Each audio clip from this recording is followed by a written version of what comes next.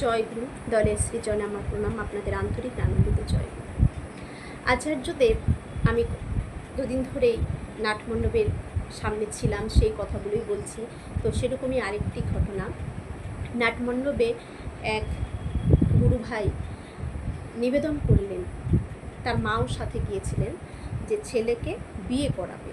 তো ছেলে কেমন পাত্র বা পাত্রী দেখে বিয়ে করবে সেটা সে ছেলে নিবেদন করলেন। তখন আচার্যদেব বলে দিলেন যে একটি ছেলে যখন বিয়ে করবে তা কাকে বিয়ে করতে হয়, সেই ছেলে সেটা ডিসিশন নেবে কাকে বিয়ে করতে হয়, কেমন মেয়ে সে বিয়ে করতে চায়। তখন আচার্যদেব তাকে বোঝালেন, এটা কিন্তু প্রত্যেকেরই, আমাদের ঘরের যে ছেলেরা রয়েছে তাদের ক্ষেত্রেও তাদেরকে ডিসিশন দিতে হবে যে এই ডিসিশন নিয়ে তোমরা বিয়ে করবে। আচার্যদেব এই ডিসিশন নিয়ে বিয়ে করতে বললেন। কি যে বললেন আচার্যদেব, যে তুমি তোমার বউ বাইরে চাকরি করবে, কাজ করবে, এমন বিয়ে করতে চাও, নাকি যে সংসার চালাবে, বাড়িতে থাকবে, এমন মেয়ে বিয়ে করতে চাও। ডিসিশন পুরোটা তোমার, ডিসিশন পুরোটা তুমি নেবে, তুমি চিন্তা করবে, মনের ভাবে নয়। মন যেদিকে ঝুঁকে যায় আমাদের, সেটাকে যখন আমরা বিচার করি, সেই মনটা যেদিকে ঝুঁকে সেই অনুযায়ী আমরা বিচার করি, কিন্তু ওই বিচার কিন্তু ভুল হয়। মনের ঝোঁক অনুযায়ী বিচার করা যাবে না, বিচার করতে হবে নিরপেক্ষভাবে এবং বিবেক দিয়ে। মনকে বাদ দিয়ে বিবেক দিয়ে আমাদের বিচার করতে হবে, তাহলে আমাদের জীবনে সঠিক সিদ্ধান্ত আমরা নিতে পারব। চোখ বুঝে সিদ্ধান্ত নিতে হয়, মনকে দূরে সরিয়ে দিয়ে, যে কোনটা আসলে ভালো হবে।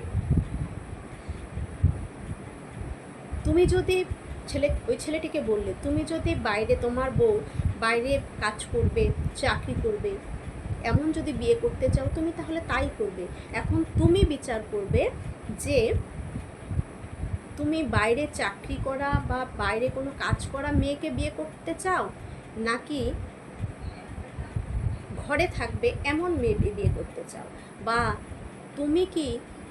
তুমি যখন সারাদিন বাইরে কাজ করবে, সেটা তুমি চাকরি করো, ব্যবসায় করো, যাই করো, তুমি যে সারাদিন বাইরে থাকবে, বাড়িতে যখন যাবে তুমি কি কোনো শেল্টার চাও, মানে কোনো আশ্রয় চাও। যেমন বাড়িতে যদি কারো স্ত্রী থাকে, সেই স্ত্রী যদি তার স্বামী সেবা যত্ন করে, তখন বাইরে থেকে যখন তার স্বামী বাড়িতে বাড়িতে আসলে আচার্যদেব এটাও বললেন যে মায়ের কাছে যেমন আমরা আশ্রয় পাই, মায়ের সান্নিধ্যে গেলেই তো সন্তানের দুঃখ সব ভুলে যায়। খুব দুঃখ কষ্টে থাকলে মায়ের কাছে এসে যখন বসে সন্তানরা ছোটোবেলায়, তখন সন্তানের সব দুঃখ কষ্ট ঘুচে যায়, মা এতটা আগলে রাখেন।